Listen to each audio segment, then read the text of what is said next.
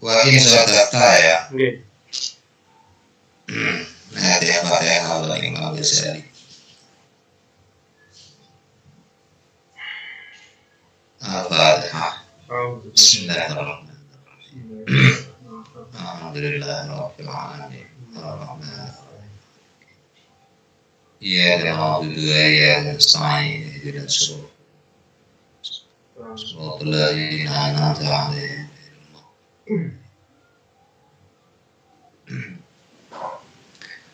Bismillahirrahmanirrahim. Wala rabbi israh li sadri wa yassir li amri wahlul 'uqdatam min lisani yafqahu qawli. Bismillahirrahmanirrahim. Wa in sadaqta qalbaka, kalau engkau menemukan rasa dalam hatimu, inda muwajahatika iya, ketika engkau menghadapkan hati pada bidayatul hidayah, biha dengan nafsu musawifan disertai rasa yang musawif, wabil amali bimuqtadhaha mumatilan, dan dengan mengerjakan bidayah, dengan mengerjakan ajaran bidayah itu mumatil, fa'lam, maka ketahuilah, anna nafsaka, sesungguhnya nafsumu, al-ma'ilata yang cenderung ila talabil ilmi, untuk menuntut ilmu, ia nafsul amaratu, ialah nafsul amarah, nafsu yang memerintahmu bisu'i, dengan melakukan keburukan. Waqatin tahadat, dan sungguh bergerak, sungguh bangkit bergerak nafsul amarah itu, muti'atan, karena patuh li syaitoni, pada setan Allah ini yang dilaknat. Kita jelaskan agar supaya kita mudah memahami tulisan yang baru saja kita baca. Kita mengulang kembali sedikit dari paparan Imam Ghazali yang telah lalu.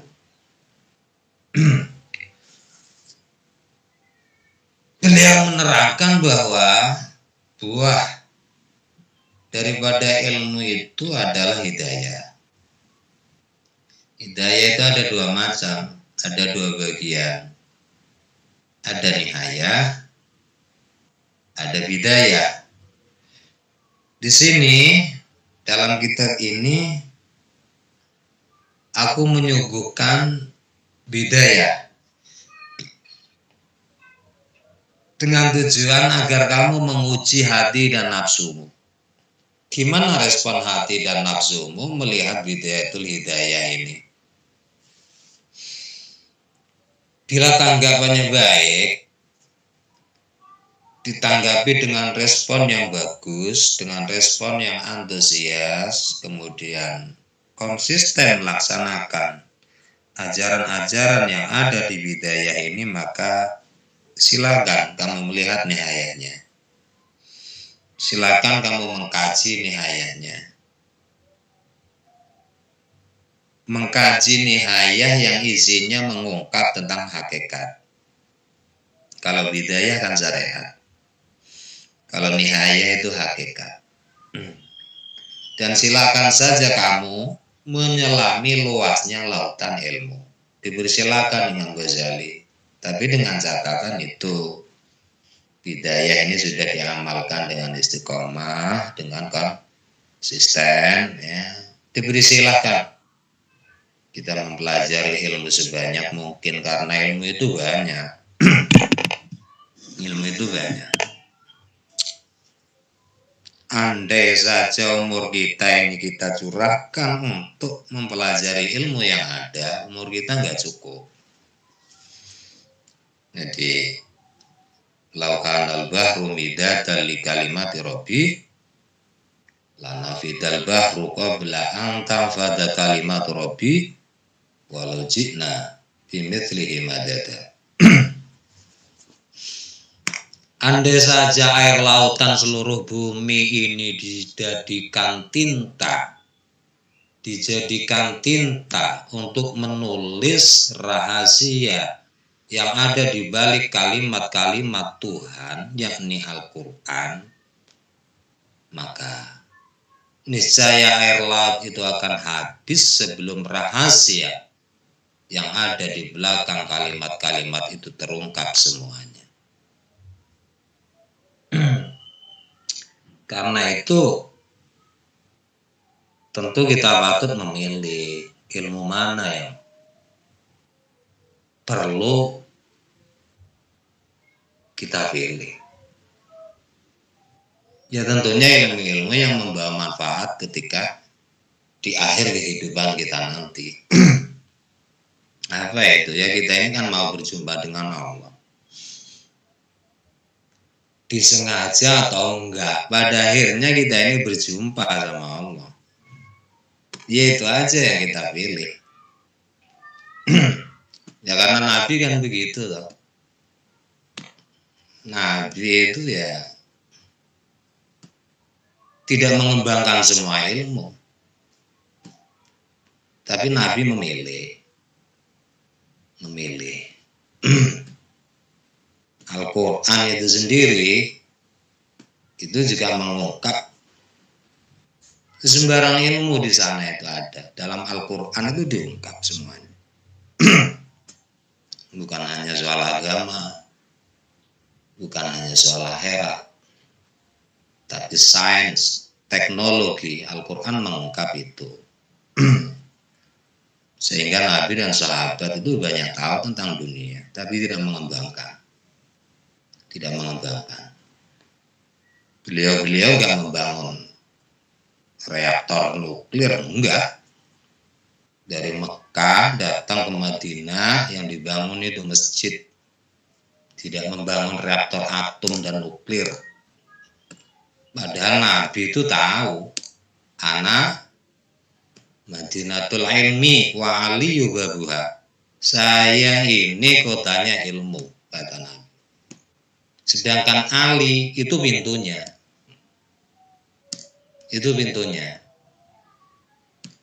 Itu ada orang bertanya sama Sayyidina Ali karena mau ngetes kebenaran sabda Nabi itu. Wah, kata Nabi, Ali ini pintunya ilmu. Saya mau tanya sama Ali. Yang ditanyakan itu bukan agama, tapi dunia. Itu bertanya sama Sayyidina Ali itu. Unsur apa yang punya kekuatan dahsyat di alam ini? Itu kan bukan agama itu. Tapi Sayyidina Ali tahu. Dijawab oleh Sayyidina Ali, anar. Apilah yang punya kekuatan dahsyat itu. Diteruskan pertanyaannya, yang lebih kuat dari api apa? Alma, air. Yang lebih kuat dari air apa? Ari, angin. Yang lebih kuat dari angin apa? Doaul mukmin, doa seorang mukmin. Itu kan dunia itu. Beliau gak ada yang belajar ilmu alam, yang dipelajari Al-Quran kok. Tapi kau tahu banyak tentang dunia. Dan sekarang ini orang-orang ilmuwan membuktikan kebenaran Sayyidina Ali itu, yang punya unsur energi kuat itu api. Mereka sudah sadar Sayyidina Ali itu betul. Itu ya yang namanya apa itu? Senjata api senapan tentara itu pelurunya, pucuknya peluru itu kalau dimasukkan dari luar ke larasnya, itu sekuat tenaga orang mendorong, gak bisa masuk itu, karena sekan. Tapi begitu didorong api dari dalam, bisa melesat jauh itu. Itu kan api itu, tenaganya api itu. Kendaraan kita motor itu tenaganya kan dari api itu. Ciptakan mesin, ada sistem ruang pembakaran, bahan bakarnya dari bensin, dari pertalite, dari pertamax. Di situ ada ruang pembakaran. Di ruang pembakaran itu diatur sedemikian rupa agar bensin bisa menyemprot di ruangan itu. Setelah bensin tersemprot, bensin ini dinyalakan dengan api yang keluar dari busi. Terciptalah kobaran api, nyala api. Api mau keluar tertutup oleh mesin. Airnya yang lemah kedorong, sekernya itu piston. Dari piston itulah yang menggerakkan sepeda kita, bisa kita tunggangi 2 orang. Itu tenaganya kan dari api itu. Tenaga api itu.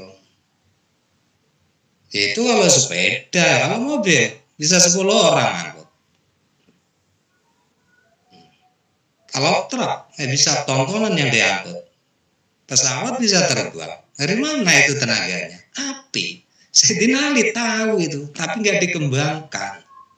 Yaitu perlunya beliau-beliau itu memilih ilmu yang membawa kebaikan di akhir kehidupan kita. Bukan orang yang buta akan sains mereka-mereka itu, tapi tidak dikembangkan. Tidak dikembangkan. Yang didalami ya ini akhirat, agama, akhirat, pesucian hati. Itu aja yang didalami. Jadi meskipun Imam Ghazali ini mempersilahkan kita untuk al-ghulghul fi biharil ulum, mengelami lautan ilmu, ya kita patut memilih lah ilmu mana yang bawa kebaikan untuk kita pada akhir kehidupan kita.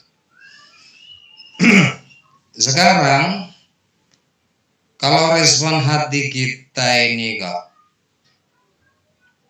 muzawif, wa in sadaqta qalbaka inda muwajahatika iya biha musawifan, kalau rasa yang ada di dalam hati kita ketika kita melihat bidayah ini kok muzawif itu nggak ada greget yang kuat untuk mengamalkan. Yang ada hanya keinginan, namun tinggal keinginan, tak ada perwujudan. Maka ketahuilah, sesungguhnya nafsumu yang cenderung menuntut ilmu selama ini itu hanyalah kesemangatan, kecenderungan yang didorong oleh nafsul amarah. Didorong oleh nafsul amarah. Sama pengetahuan haus. Ilmu itu kan pengetahuan toh. Ilmu itu bahasa Arab.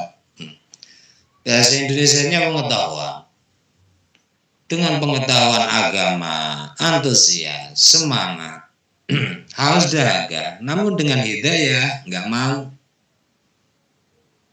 Dengan hidayah nggak mau. Hidayah apa ini? Hidayah ini bagian dari hidayah. Kok nggak mau? Oh, itu bisa disimpulkan kesemangatan mencari ilmu selama ini itu adalah kesemangatan yang didorong oleh nafsu amar. Nafsu amarah itu, kita bicara tentang nafsu dulu ya. Kita bicara tentang nafsu dan tabiat-tabiatnya, karakter-karakternya. Nafsu itu bahasa Indonesianya jiwa.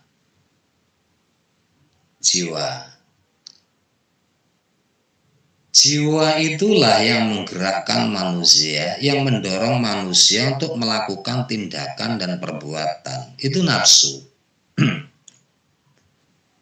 Dan Al-Quran menyebutkan kata nafsu itu banyak sekali. Namun dari sekian banyaknya nafsu yang diungkap oleh Al-Quran, itu intinya nafsu itu ada 3 macam. Karakternya berbeda-beda. tabiatnya berbeda-beda nafsu ini. Nafsu ini yang mewarnai gerak-gerik manusia, karena itulah yang mendorong manusia. Ada nafsul amarah, wa ma ubarri'u nafsi inna nafsa la ammaratun bisu. Ini nafsul amarah. Ada nafsul lawamah, la uqsimu biyaumil qiyamah wala uqsimu bin nafsil lawamah. Aku tidak bersumpah dengan menyebut hari kiamat. Aku juga tidak bersumpah dengan menyebut nafsul lawamah. Itu ayatnya. Ada lagi nafsul mutmainnah. Nafsul mutmainnah. Apa itu? Sesuai namanya, nafsul mutmainnah itu nafsu yang damai, tentram, dan bahagia. Bahagia akan apa? Bahagia akan zikir dan ibadah. Orang kalau nafsu yang berkembang dalam dirinya itu adalah nafsul mutmainnah, maka perilaku orang ini bisa dipastikan hanya yang baik-baik saja. Tidak akan pernah dia melakukan hal-hal buruk. Baik dan buruk itu tentu barometernya Allah dan Rasulnya. Apa yang dinilai baik oleh Allah dan Rasulnya, maka itu baik walau seisi bumi ini menilai buruk. Sebaliknya, apa yang dinilai buruk oleh Allah dan Rasulnya tentu itu buruk walau seisi bumi menilai baik. Orang yang nafsu dan nafsul mutmainnah, kebahagiaannya itu hanya ibadah dan zikir. Gak pernah terbersih dengan maksiat, gak pernah terbersih dengan keburukan, dan memang gak suka dengan keburukan. Tidak suka keburukan, persis kayak manusia terhadap kotorannya sendiri itu, nggak suka dia. Ya begitulah orang-orang yang nafsunya itu nafsu mutmainnah. Dia hanya setia pada hal-hal yang baik dan kebahagiaannya itu di situ. Itu nafsu mutmainnah. Ada lagi nafsu lawamah. Kalau nafsu lawamah itu sesuai namanya, lawamah itu artinya mencela, mengkomplain. Tabiat daripada nafsu lawamah itu suka kebaikan, suka juga keburukan. Itu lawamah. Suka kebaikan, juga suka keburukan. Namun dia berusaha untuk berlaku baik. Adapun dia meninggalkan keburukan bukan karena dia nggak suka, tapi karena dia berjuang. Dia berjuang meninggalkan keburukan itu. Kalau mutmainnah itu memang nggak tertarik sama keburukan. Tapi kalau lawamah ini tertarik sama keburukan ini. Cuma dia berjuang meninggalkannya. Karena itu tidak jarang, kadang dia terpeleset melakukan keburukan dan dia menyesal untuk itu. Dan bisa-bisa dia marah. Jangankan hal-hal yang sifatnya buruk, hal-hal yang kurang baik aja kan dia bisa komplain itu. Umurnya sudah 60 tahun. Habis maghrib kok muter TV sampai isya. Sementara di samping rumahnya itu ada pesantren, anak kecil, masih kecil belajar Al-Quran sampai isya. Itu mikir dia, itu anak kecil, secara akal umurnya masih panjang. Mulai maghrib habis isya kok ibadah, belajar Al-Quran. Sementara aku sudah 60 tahun, habis maghrib kok muter TV. Itu bisa-bisa dimarahi sendiri itu. Ya nafsu, ala tastahi birabbik, wahai nafsu yang buruk, apakah kamu tidak malu sama Tuhan? Nah itu, mengkomplain diri. Orang-orang begini ini berarti nafsunya nafsu lawamah. Nafsu lawamah. Yang terakhir nafsu amarah, ini nafsu yang jahat, ini nafsu yang buruk ini. Karena tabiatnya dia nggak suka hal-hal baik. Yang dia suka itu hal-hal buruk.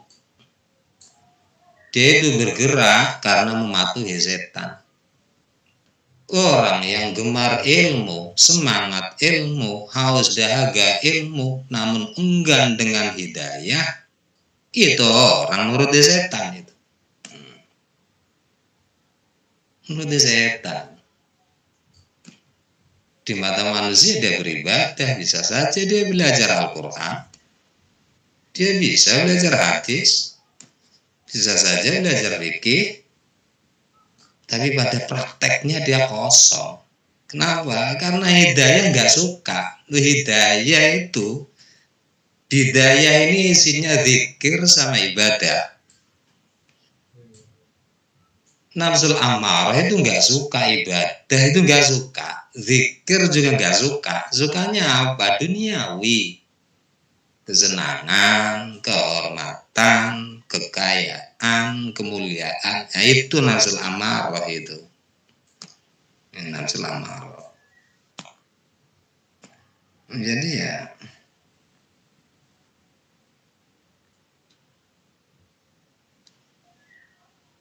sangat baik kalau kita ini berjuang. Saat kita ini punya keinginan, ada dorongan dari dalam ingin melakukan sesuatu. Baik sekali kita ini mengetahui ini dorongan dari mana ini. Ini nafsul amarah apa nafsul mutmainnah ini. Itu bagus kita belajar tentang itu. Dan orang-orang yang dipilih Allah itu rata-rata ya begitu itu, mengenal dirinya, mengenal nafsunya.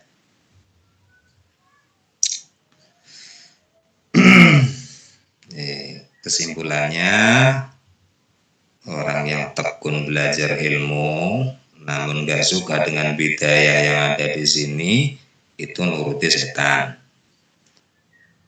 Di mata manusia dia orang baik, tapi di mata Allah dia orang yang merugi. Dia menghamba kepada setan kok, tidak menghamba kepada Allah.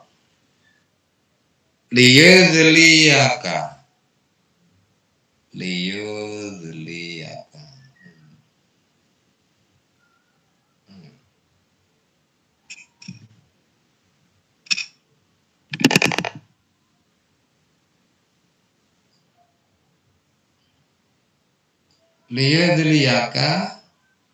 bihabli gururihi fayastadrijuka, maka menarik setan kepadamu, bimakidatihi, dengan taktiknya setan, ila ghamratil halaki, pada kerusakan yang amat sangat parah.